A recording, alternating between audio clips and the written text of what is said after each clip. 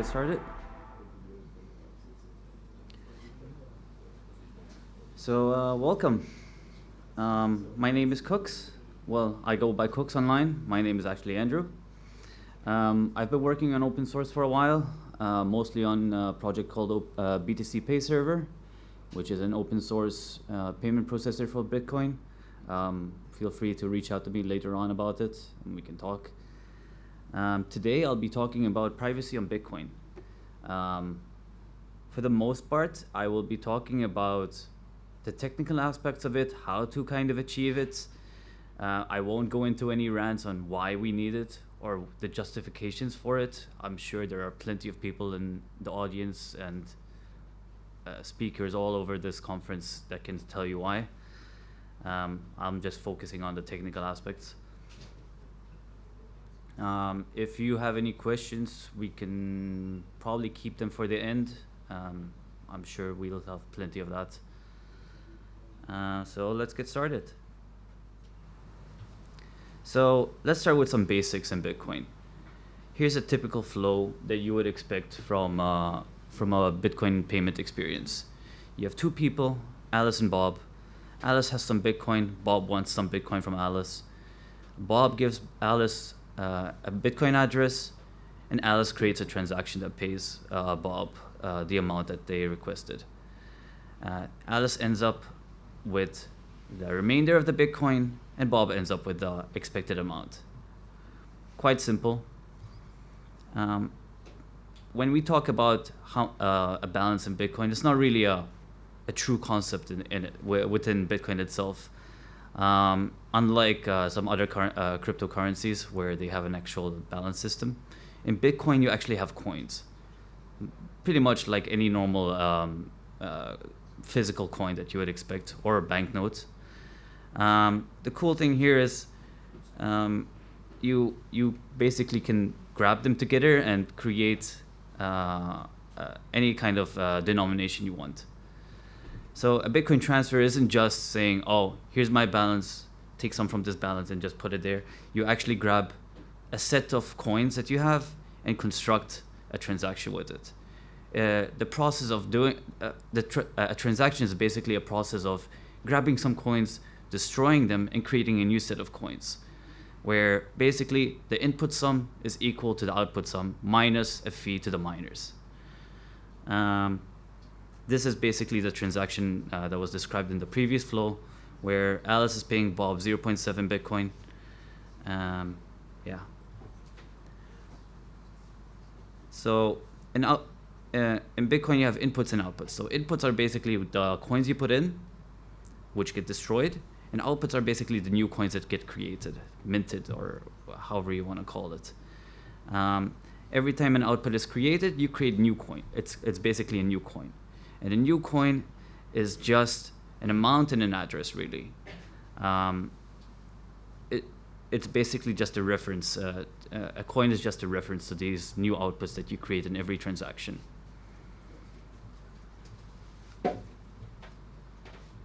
So going back to the description, to the image before, to the flow before, the transaction spent 3 coins from Alice, sending 0.7 Bitcoin in total to Bob, and getting 1.1 Bitcoin back. That goes back to Alice. The addresses don't really store Bitcoin. It only is a reference on how you can spend the new outputs that get created. They're only basically a way to signal to somebody, send money to this address, and then I might have the ability to spend it later to unlock this Bitcoin. Most typically, this unlocking is used by a private key. That's the general majority of almost every Bitcoin address that is created.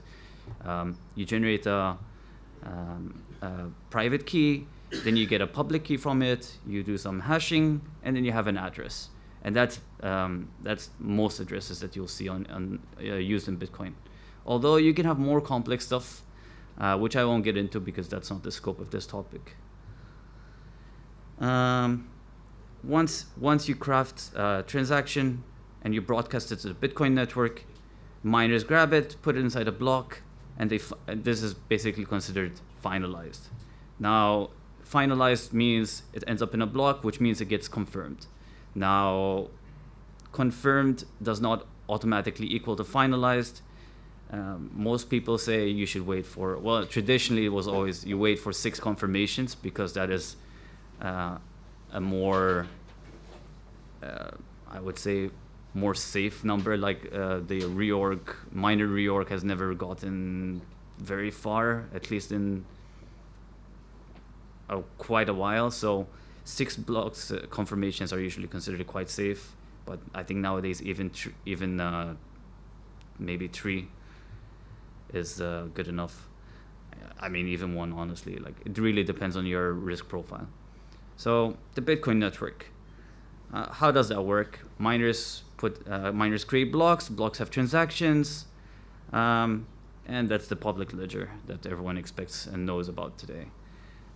It's public, so everything that's basically mined in a block, or even put in the mempool that gets eventually put in a block, is public. Everyone can see this data. Everyone can see every transaction that's ever been created and broadcasted. And they're there forever. You can synchronize a new Bitcoin node by yourself. It will fetch all the data from the network by itself. There's no way you can hide that. And everyone can see that Alice made a payment to Bob. In this case, I'm calling it someone and someone else. That 0.7 Bitcoin was created in a transaction and sent to a specific address at a specific moment in time as well, because blocks are actually also a timestamp system, right? There's actually a timestamp built into it, so you can always know that this transaction happened within a specific time frame. So what do you mean by someone? Well, I mean, you can generate any private key without any permission. You can basically create infinite numbers of private keys. You don't have to attach an identity to it. It's not like I'm saying, I'm not putting on the blockchain, I am Andrew and I generated this Bitcoin address. No, you don't need to do that. You generate them at your own will, and you share the public address with whoever you want to. Only the people that you share this address to will actually know that this belongs to you. So it's basically, every time you generate a private key, it's a new identity. You always have this one piece of metadata there that you just shared with the recipient. So it's pretty private, I would say. I mean, you generate a private key and all of a sudden that's a new identity. So you're kind of safe, right? Well, not really. I mean, every time you create a new transaction, you have to put in existing coins, right? And how did you get these existing coins? Either somebody sent them to you, or you made another transaction, and the previous people that have either sent money to you, or the money you've sent to other people, know that you've made this transaction, and they can see that you have coins that went back to you potentially. Now, if you use the same coin, for other inputs, for another transaction, you've now linked your previous identity to a new one, and the new person that has received the payment from you can see that they can always just go back to a blockchain explorer and see that all your funds, all your activity can be correlated to some degree. And every time you combine multiple sets of coins, you're linking multiple identities. So if every private key, every Bitcoin address that you generate is an identity, and you receive money to them, and now you grab that money and you combine them together, you've basically linked all your 3 identities into one identity. As I said before as well, when you send a Bitcoin transaction and you don't have the exact amount of coins, you end up with this thing called change, which is basically money that goes back to your wallet. When you send a payment, most likely you'll end up with change. Very likely, actually. And this is a heuristic that a lot of that it's a well-known thing in Bitcoin, where everyone can see that a payment was done and then the change goes back to you, and most people can identify this change output and the payment output. If you use this change, as I said before, in a new transaction, you're linking that you did this payment to somebody in a new transaction as well. So you can see a chain of events and you can correlate everything to that. If you do, there's also one more thing. If you grab a bunch of coins and you send them to one address, there's also this heuristic that is called the common ownership heuristic, and a transaction where you grab multiple inputs and you do one output is most likely sending the money back to yourself. Basically, it's the process of consolidation, grabbing multiple coins and flattening it out to have one coin out of it. Many people do this to save money in the future for fees. The less coins you use in a transaction, the less fees you pay. So when the fee rate in the market is quite low, many people actually do this. Many exchanges, many businesses actually do it that have high volume. Imagine you're in an exchange with hundreds of incoming transactions every few minutes.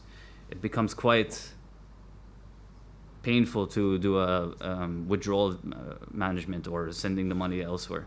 So many exchanges, they will wait for a low fee market, grab all the coins that they receive from customers, combine them into one output.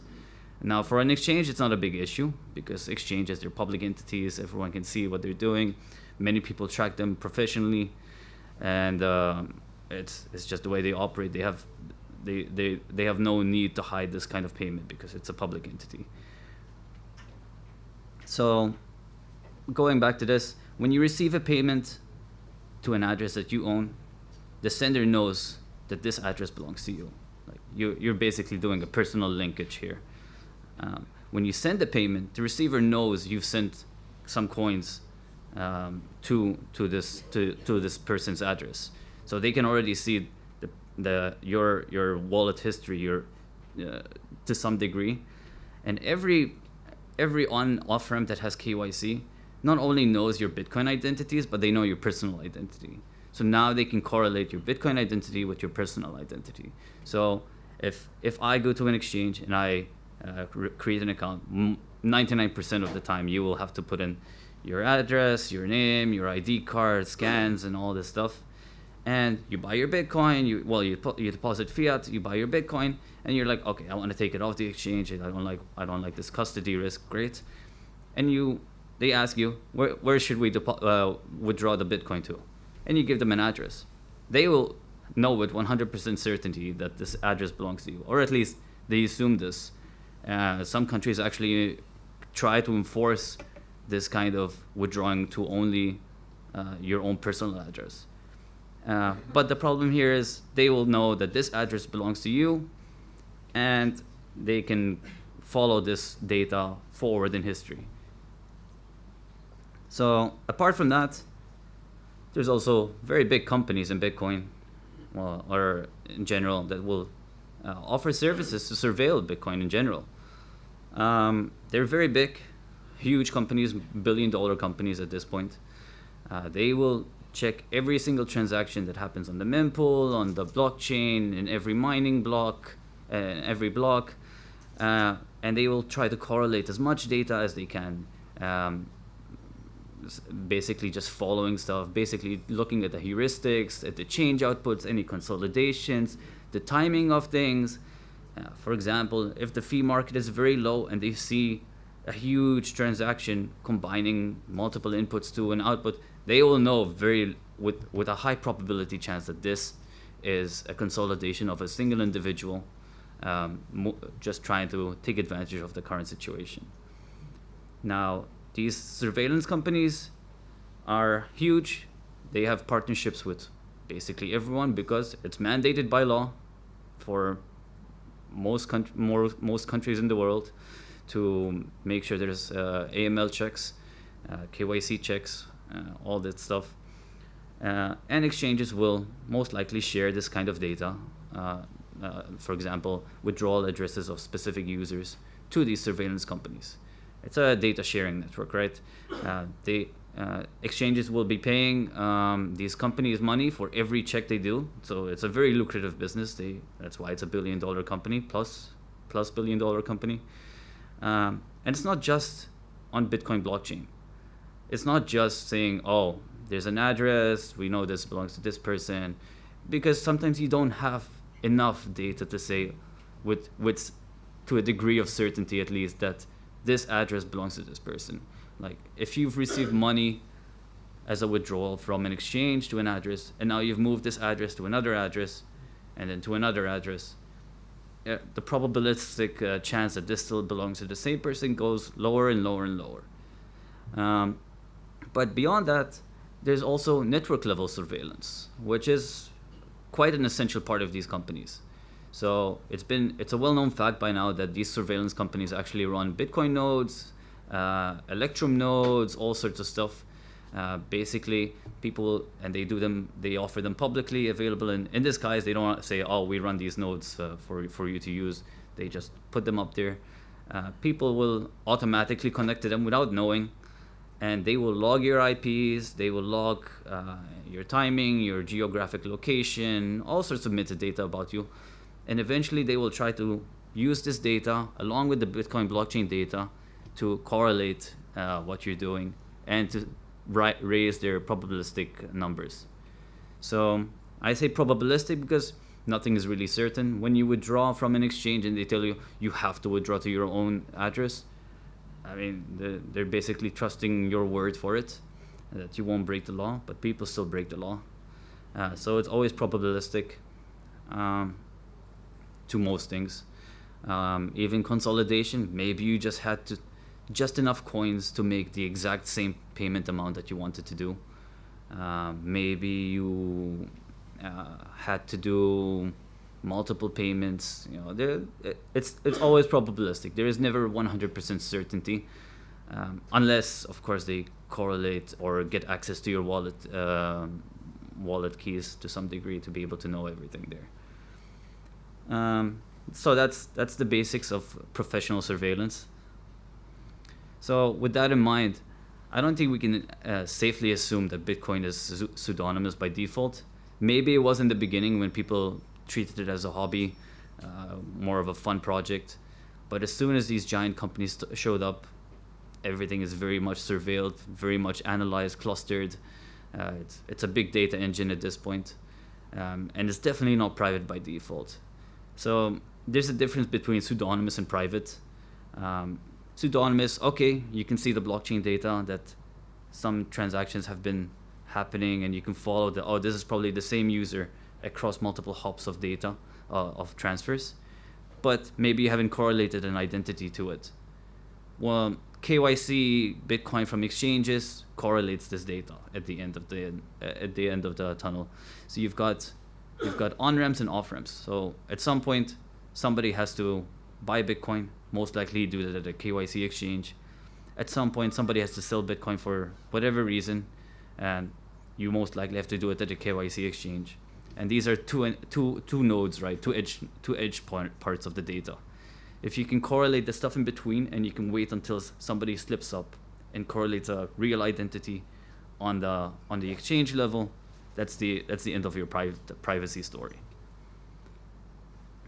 There's also, however, there are tools that fight back. As I said, I work on a project called BTC Pay Server for accepting payments. We're not necessarily a privacy project by exclusively. We are mostly an open source payment processor. We help you run your business on your own terms with no permission from us. We don't dictate how you do things. We don't require data about you. We just let you accept Bitcoin on your own with your own requirements. You run your own server, you install the software, we have no clue what you do with it. Now, you say, how is this safe for you? Well, we just write code. We're not in the business of regulation because we don't need to be. We don't make any money, we don't make revenue. But apart from that, the privacy part of this comes from generating invoices for payments, and every invoice would have its own address. So you receive money you're asking your customers to send you Bitcoin to pay for a service. You generate an invoice. For this invoice, you generate a dedicated address for the specific customer only. And that's the very basics of privacy that you really want. You want to be able to create a new identity at the very least for every payment that you receive.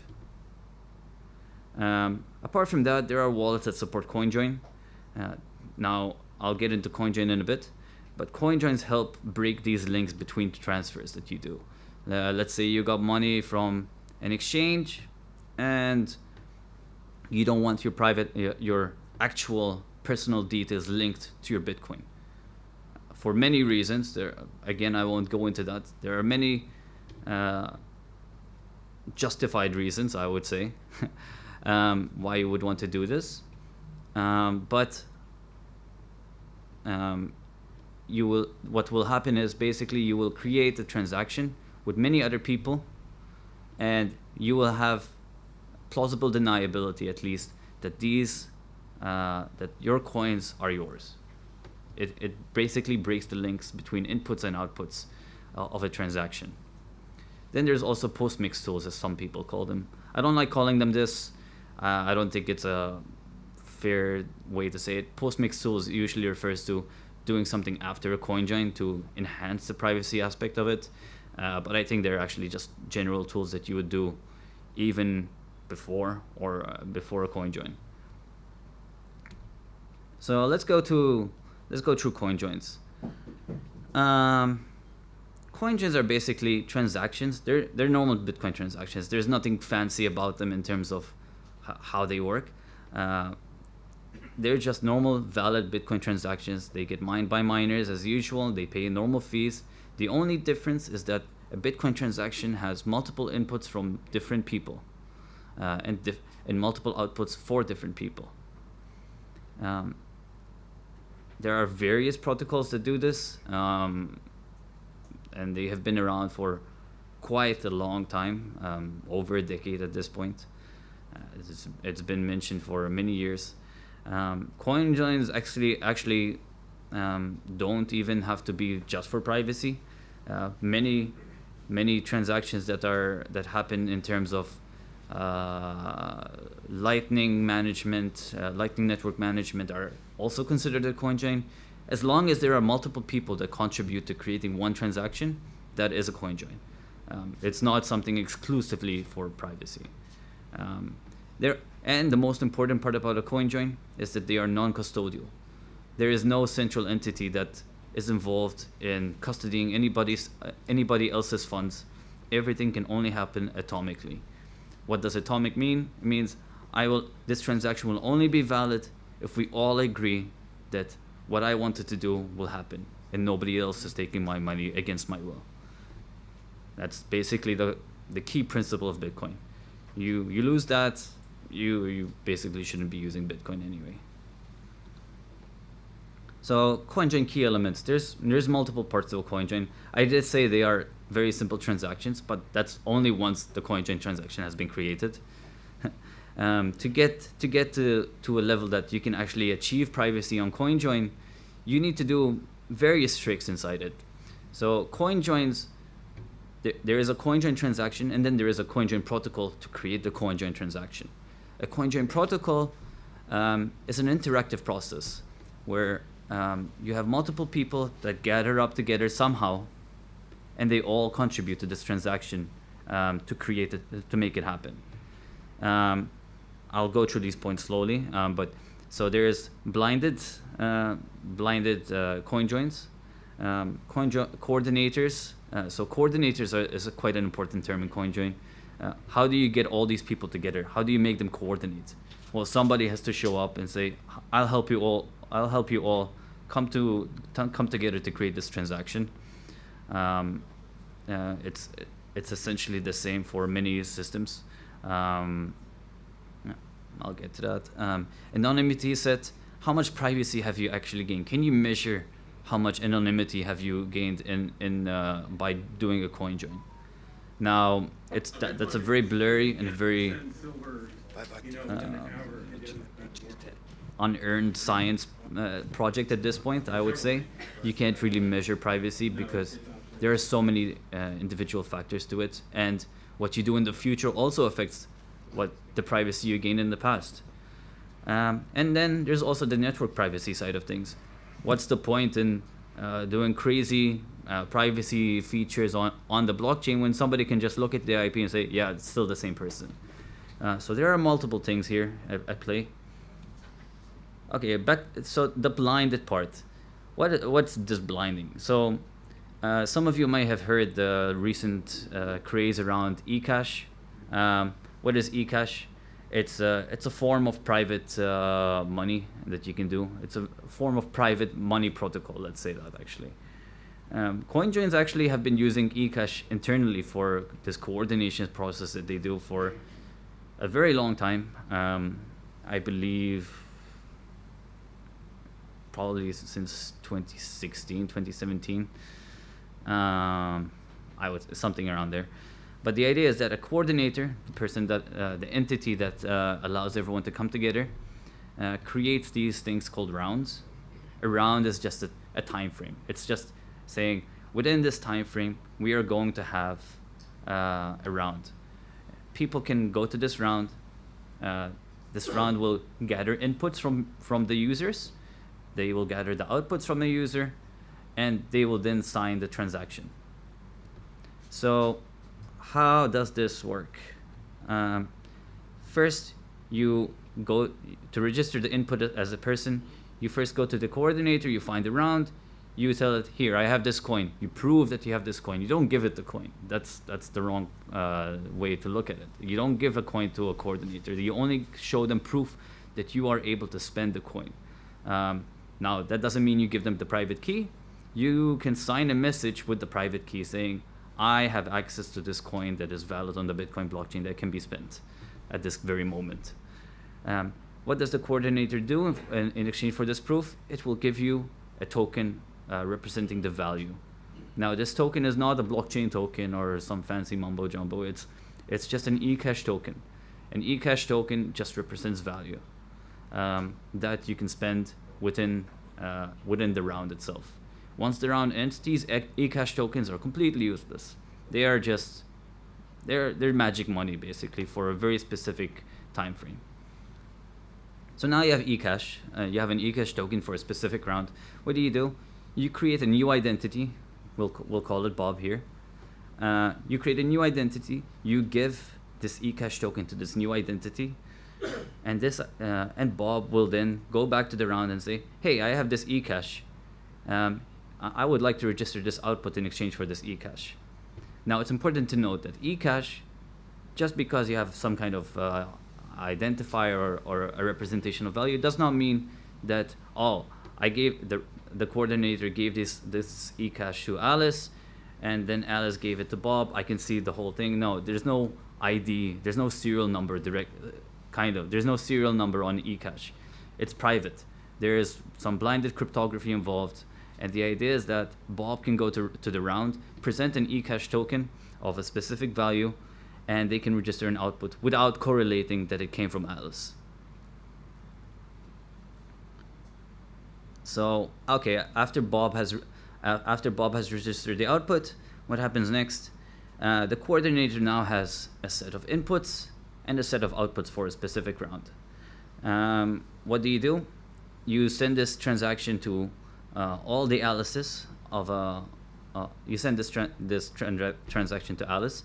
It still has not signed, so it's a Bitcoin transaction. You can see that there are coins being put in it, and there are coins being created out of it, input output, but there is no signatures. There's no unlocking of the coins that have been provided to the transaction.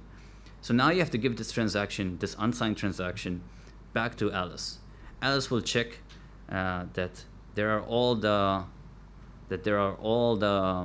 Bitcoin outputs that you expect. Remember that Alice and Bob are different identities, but they are actually the same person. Not necessarily, but for this example, they are. Alice and Bob are the same person. They are just different identities on the network, because you have to separate these. Because if the coordinator can see that the IP of Alice and the IP of Bob are the same, then what's the point? Like, there is really no privacy gain there. So again, Alice will check that the outputs that Bob registered are there, and they will say, okay, all my inputs and all my outputs got registered as I expected. I can sign this transaction, and you provide this cryptographic signature back to the round. Now, this is only showing Alice and Bob. In reality, you will have multiple people. You will have multiple Alices and multiple Bobs. In an ideal scenario, you would have every input that gets registered as a separate identity, and every output that gets registered as a separate identity as well. You can see if you look at the Bitcoin blockchain, you will find transactions in the past, even within the past hour or two, that there are transactions with hundreds of inputs and hundreds of outputs that are doing this exact process with tens of Bitcoins. For basically, they just keep going. So that's the blinded part. CoinJoin decentralization or centralization. So coordinators are a necessary evil so far in the Bitcoin world. You will find that singular coordinators are very efficient. Having one coordinator means everyone knows where everyone should go to find liquidity, to go in to hide in a crowd. The more people, the bigger the crowd, the better the anonymity you can get.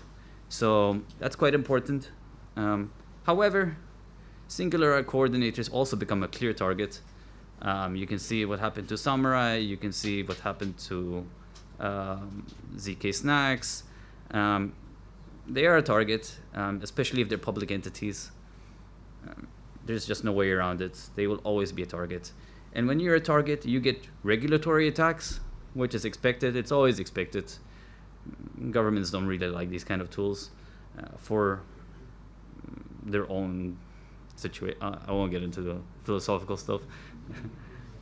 But apart from regulatory attacks, you also get all sorts of attack vectors directly at the coordinator. So DDoS attacks, people will try to shut down the coordinator. People will try to basically make rounds fail all the time. There's quite a lot of attack vectors, let's say that. One of them, for example, would be just DDoSing the shit out of the server, trying to get it to go down so nobody can join and connect to the coordinator. Another one is registering coins, proving that you own a coin multiple times, and when it comes to the point where you're signing a transaction, you just don't sign, and you fail the round for everyone. It's atomic, right? So you cannot as long as one person does not sign a coin join, the entire round fails. Now there are mitigations for this. I can get to that later if we have time. But it is a real attack. There's then the most scary one that people always talk about is Sybil attacks. Now these are most likely taking place by surveillance companies, professional surveillance companies. Yeah. These companies will they have plenty of money, right? They're billion-dollar companies. They have plenty of Bitcoin as well to use for these kind of attacks. Now what they will do is, I have 100 Bitcoin. Let's join every round. Let's join every round that is happening, and I will register 90% of the inputs of a round. The rest, they will join as normal. They won't know anything happened. They will think they gain privacy. But those 90% are just one spook entity. And they basically reduce the onset to the 10%. The spook knows that there is only 10% of the entire round that belongs to other people. So it's a much smaller anonymity gain. And you can just keep tracking it all the way through. Now, singular entities are a target, but they're very efficient. We have seen coordinators draw thousands of Bitcoin in liquidity. There's even current ones that are running that draw hundreds of Bitcoin in liquidity today, even after all the attacks on Bitcoin privacy this year. But a decentralized coin join would be great, because having a decentralized means nobody can just kind of target one specific vector, right? You can't just say, here's a coordinator, let's just put everything we have and take it down.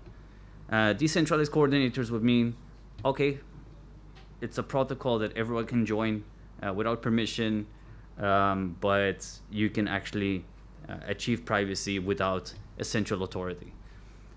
Now, Today, there are some protocols that try to achieve decentralized coordinators, but it only means that it just creates like these smaller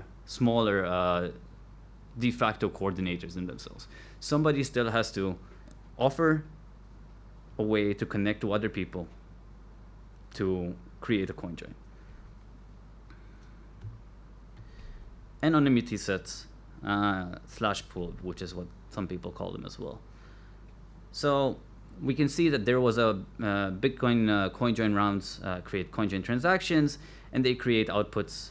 Now, one important part of these coin joins is if you can match the input amounts to the output amounts, you can say, oh, if there was two inputs, let's say of 0.1 and 0.2, and there was an output of 0.3, then you can say, okay, maybe these two inputs belong to this person that registered one output of 0.3.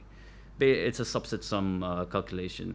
In the past, there have been tools to basically provide a probability guessing tool. It's called a Sudoku puzzle solver, which has been used and has effectively been used as well. So that's why you would want to create anonymity sets of equal output amounts. So typically you will see that privacy coin joins will create many outputs with the same exact output amount.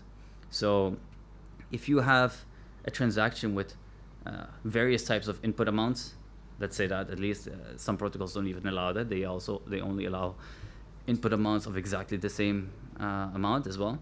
But let's say various input amounts of various from various protocols, and in the outputs all have a set of equal amounts.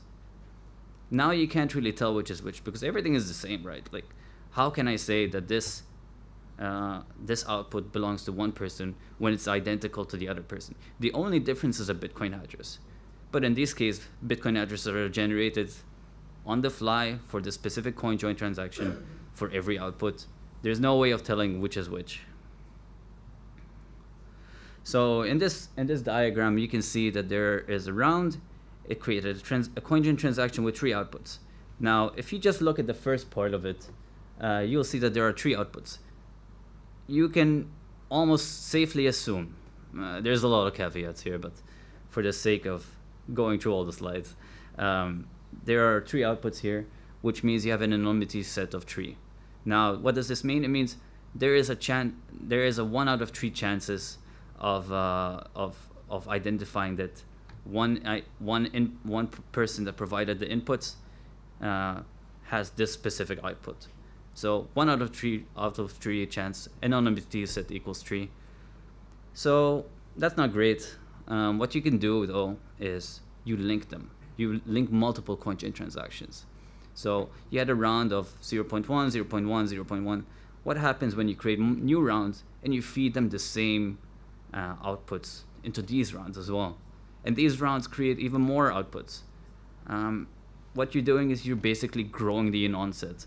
The anon set grows from just one coin join transaction to multiple coin join transactions in kind of like a pool. So in this case, you have 3, 4. We can say that there's maybe 5 anon sets here instead of 3, because you fed 2 coins from a previous round into 2 other rounds. You don't gain an anon set again on top of that, but there are 2 new outputs in there, which add to the anon set there. So there's a lot of things here. You can, if you look at all the centralized coordinators, these pools actually grow really big, thousands of Bitcoin, constantly. Every day they would get new Bitcoin coming in. The anon set grows a little bit more, and it's been proven to be effective. So let's go through some of the coin join protocols now. The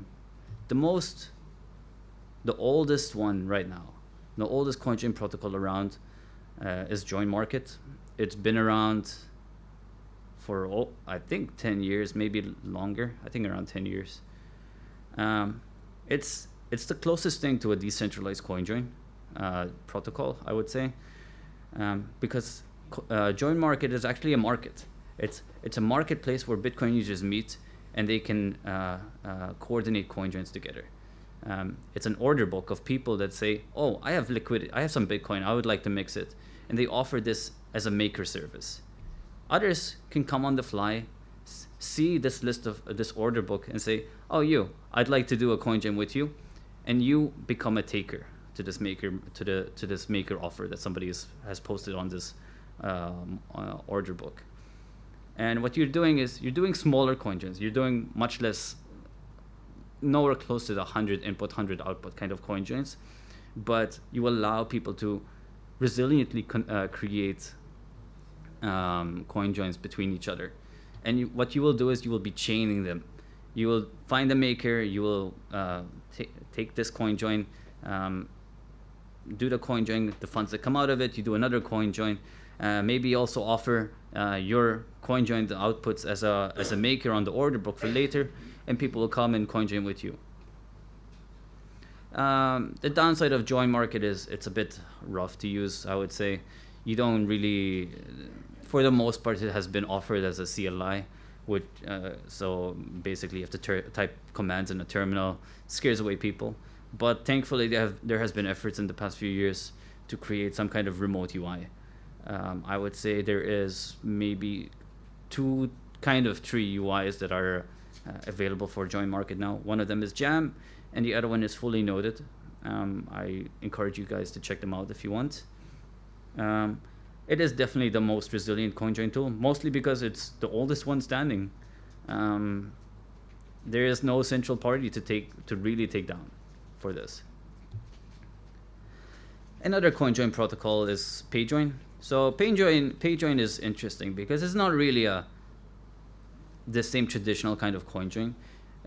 Most people actually consider this a post-mix tool because you don't gain huge direct privacy from it. It's not like you're breaking any links here and there, but you do poison analysis on these transactions. The flow behind it is, if I am Alice and Bob is requesting a payment from Alice, why not tell Alice to connect to Bob and coordinate a different type of payment structure? It's like, instead of just creating a normal transaction where you send exactly the same amount instead of the exact amount, you give this transaction to Bob. Bob will look at this transaction, add some more stuff to it, and change the amounts. So basically Bob can say, oh, you're sending me 0.7. Let me add another input, my own input to this transaction, and change the amount from 0.7 to 0.85. And the idea here is that you obfuscate slightly the amounts there. And it's not just obfuscation of the amounts, but analysis companies, they focus on this probabilistic nature of people doing their own transactions, right? When you do a transaction, most likely they will assume that all the inputs belong to one person. But when you're doing this, you actually have a transaction that has multiple inputs from two people, maybe even more, but most likely two people, which also just looks like a normal transaction. There's no huge, crazy transaction graph with equal amounts and stuff. This is actually, it looks like a normal transaction, it feels like a normal transaction. So when an analysis company grabs this data and they process it, they say, oh, all these inputs belong to one person. And you will actually end up in a situation where the analysis and the clustering data that they have is incorrect, which further pollutes their future big data that they collect. Now, the next CoinJoin that I want to talk about is briefly Whirlpool. So Whirlpool was a very popular CoinJoin tool. It was developed by Samurai Wallet, based on a common protocol called ZeroLink. Whirlpool is a derivation of it. There's some history to it, but Whirlpool is a derivation on it. I would say it's probably an upgrade. It was used by multiple wallets at the same time, so there was interoperability between wallets on the same CoinJoin protocol, which is always great. The CoinJoins themselves, they are actually small but fast, right? You had 5 in, 5 out, typically. Eventually, they changed it a little bit to allow more optimized transactions for when the fee market goes high, but most times they were quite small transactions. Now, I was saying before that huge transactions have a bigger crowd, right? Well, it's true, but when you can create equal input amounts and equal output amount coin joins, that's quite effective in terms of getting them out there fast. Like, the coordination for a small coin join is a lot easier to do when you're coordinating between 5 people versus coordinating with 500 people. It's much less likely to fail, much less likely to end up in somebody not signing or disconnecting or all sorts of problems there. So they actually happened consistently and fast, which is great. And they focused a lot on these pools, the ones where we described before, where you do a CoinJoin transaction, but by itself, it's not very private. But when you combine it in a huge graph of people grabbing these outputs and putting them into a new CoinJoin transaction, and you keep on chaining everything together with new coins coming in, you can actually create a very nice anonymity pool. Basically, you would have thousands of Bitcoin coins with the same equal output amount and spread out in this pool. And as soon as you spend one of them, nobody can tell which is which. It's very elegant, really. It heavily relies when you focus a lot on a pool, you heavily rely on a single coordinator. When you start trying to create a new coordinator, nobody really wants to join that one when it has no liquidity, because you don't gain anything really fast. When you join an existing one, you gain all the anonymity goal set in one go as soon as you coin join. Arguably, I think it would be you would want to do multiple coin joins, but effectively you gain the whole pool anonymity in one go. Let me see if I can load the link. So the way Whirlpool works is you can only do real coin joins in Whirlpool if you had the input amounts exactly the same as the output amounts, with some caveats because somebody has to pay for fees. But for example, here somebody has 0. Oh, I can show you here. Wait.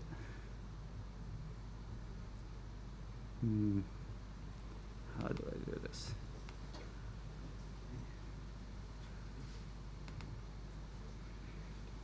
So over here you can see that somebody had a 0.069 Bitcoin coin. They're joining a pool of a Whirlpool of 0.05. I think it is this one. Yeah, and they have a bit extra there as well that will pay the fees for the coin join. So what happens when this is called a premix? You first create this transaction. It will split up an amount exactly enough for the next coin join to happen. It also pays for a fee. I forgot which one it is. I think maybe it's this one, yeah. And what happens with this output, which is exactly enough for the coin join pool of 0.05. Wait. Here. You can see this really nice visual of multiple inputs coming in together with 0.05. Some of them have a little bit more. Those are basically coins that are just joining the pool the first time. When you join the pool the first time, you pay for the fees of everyone for this coin join. These are coins actually that are already in the pool. They're just going in here to remix, basically. They keep the pool kind of viable. They keep the graph kind of mixed up. And they will create new outputs here, which then go into another transaction. It's very similar to this. Somebody else will contribute the fee, and it just keeps going and going and going.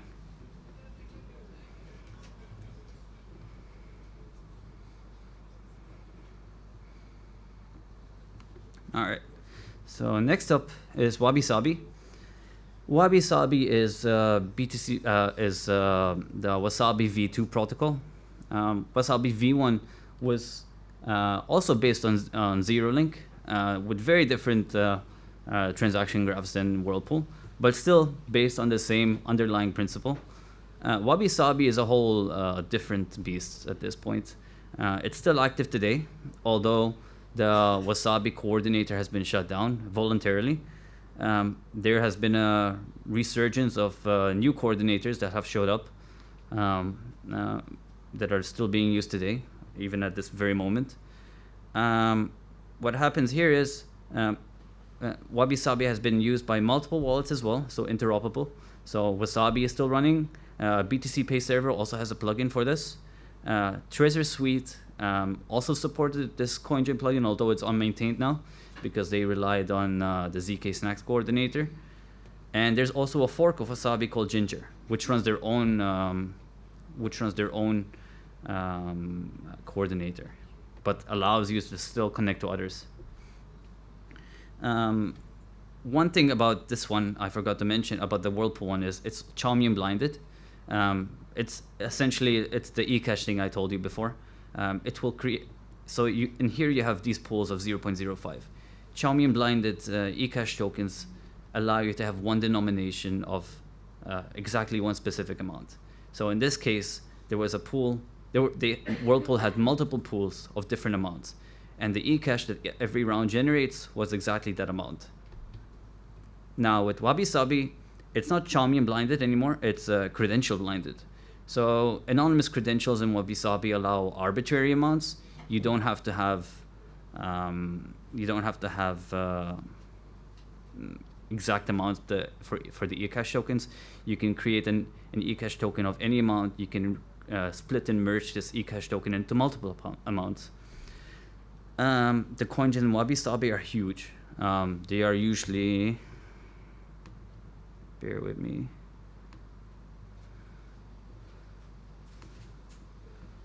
very big.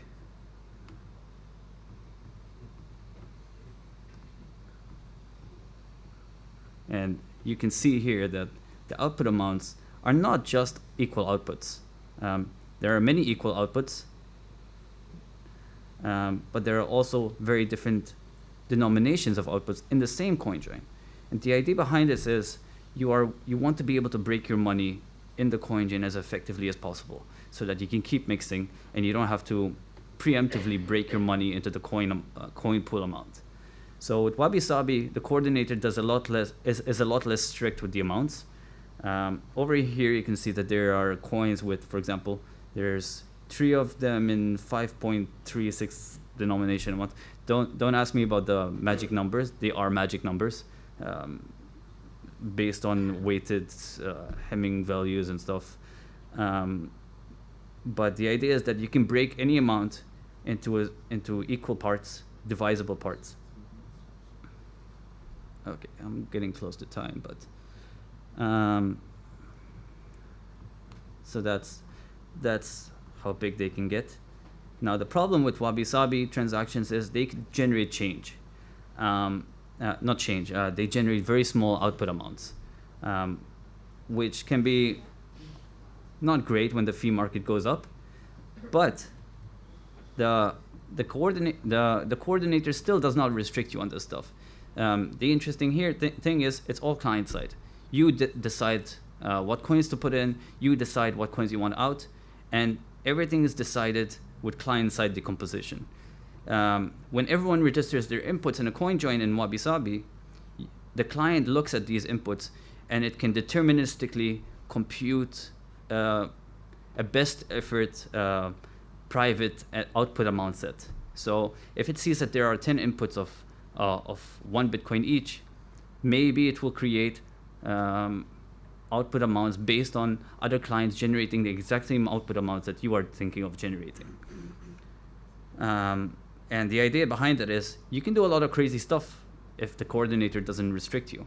My favorite part is adding payments directly in the CoinJoin.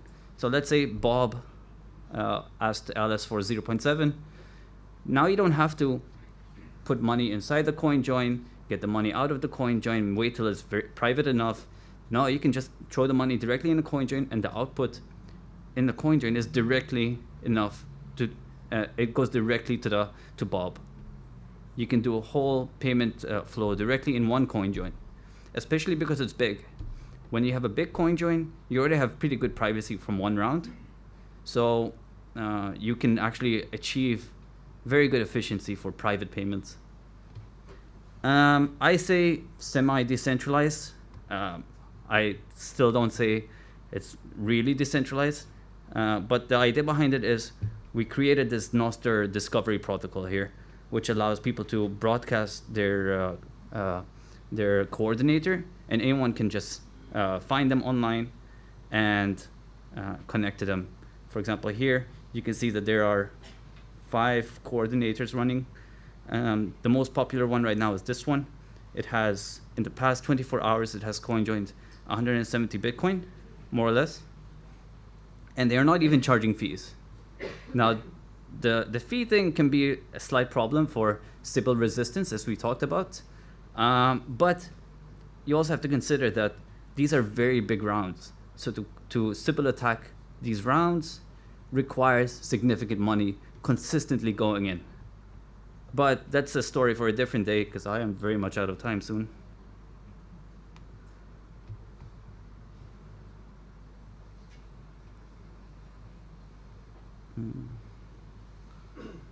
So some pro tips. The easiest thing I can say is don't reuse Bitcoin addresses. One payment, one address. That's the easiest thing. Don't combine coins for no reason. Just because you like having one coin in your wallet doesn't mean you should do it. Maybe if you're worried about crazy fees, maybe you should consciously consolidate there. Use labels. So labeling is a very effective tool. Let's say you have a Bitcoin address that you generated for an exchange to withdraw money to it. Label that address, saying this address, I've exposed it to exactly this one entity, which is the exchange. So you know that if you have money there and you need to deposit money back into the exchange, use coins that have went into the address that is already linked to this this exchange, to this identity. The less identities you leak out, the better your privacy. If you have money that came from one person and you need to send money to the same person, you don't lose any privacy. It's basically the same person. They already know you have this money.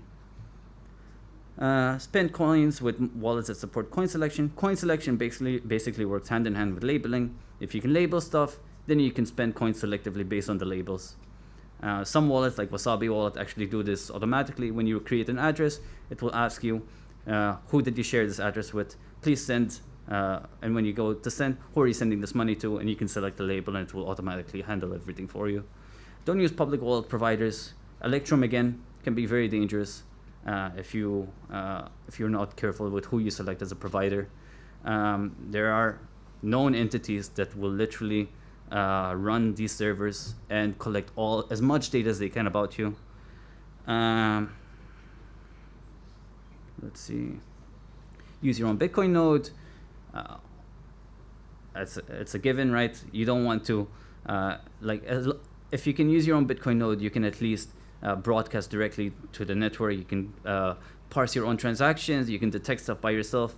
It's a lot cleaner than having a separate service on top to follow the wallet for you. Tor or VPN. These CoinJoin protocols don't work effectively at all if you don't use something like Tor to manage your identities. If Alice and Bob, and you are Alice and Bob at the same time, are using the same Tor identity or the same IP, and they connect to a coordinator, the coordinator already knows. So when the coordinator gets compromised, they can just give the data to they can just get the data stolen from them. Use no KYC exchanges if you want to completely break that link between personal data and your Bitcoin identities. Ill-advised privacy tools, custodian mixers, don't do it. This is just a way to steal money. Custodians will basically rug pull you at some point, and custodian mixers have all the metadata that you need. Before we were talking about identities, Well, custodian mixers are just one identity, and you are one identity with them. There's just don't do it. Custodian eCash, if you're using it only for privacy, well, okay, sure, but you're still gonna get rug pulled at some point. It's a custodian tool. Don't treat it as the serious privacy tool for your entire stash. Like it's a tool for small spending money basically, but not really for huge, that kind of stuff. Like I wouldn't say eCash is great. Like eCash is used in all these coin joins, but I wouldn't say using it for your on-chain stash or your big stash of money is recommended. Just use X altcoin. A lot of people say this all the time. I mean, sure, but then you lose your monetary properties, and you also have this problem of if you don't have Bitcoin, you have some random coin instead. I would consider that a custodian situation, at least from my end, from my point of view. Maybe they have really good privacy properties. That's true, but it's not ideal. Swaps. These surveillance companies monitor every single swap that happens. They can correlate swaps on multiple different networks in real time, all the time. This is a proven fact at this point. Lightning with LSPs. LSPs also know everything you're doing. They can correlate payments very easily because most LSPs are for wallets and they are usually one hop away from you. If you're using an LSP with Lightning, most likely an LSP can correlate all the things you do. Future of privacy tools. So we can get decentralized coordinators with a better eCash scheme. This can happen. I believe the people from Fedimint are working on a proof of concept of using coconut credentials from the NIM network people. This allows some interesting use cases there for basically issuing cash from all the peers of a coin join instead of one central coordinator. But there's a lot of research there, and I don't know how useful this will be long term. Better network privacy through modern mixnets. Tor is very hard to use. People get foot guns all the time with this stuff. It's also not always reliable because it's constantly attacked, and modern mixnets provide way better privacy in the future. Like NIM is also one of the leading mixnets that is trying to get out there now. In-round pay-to-endpoint payments. This is really cool. Basically, you can do payments inside a coin join to other people inside the coin join, and you completely break this link where the person paying doesn't know where the money went, and the person receiving the money doesn't know where the money came from. So you break complete linkage inside the coin join directly. So you also hide inside the crowd on both ends. Very much two-way privacy there. And cross-round coin joins through off-chain UTXOs. This is really interesting. It's only become possible within the last year or two through developments like ARC. Hopefully this can be developed further as a concept. But the idea is that you can decompose many outputs, many small outputs inside the VTXO shared output tree and use those to register them in separate parallel rounds outside of it. So not only can you do a very private coin join, you can also split them up into different rounds, basically in a very coin swap kind of mechanism. But that's for another day. It's very complicated, and I think it will take a bit of time. So that's it, I think, for now. Bitcoin. Thank you for listening to my talk. Talk to me later.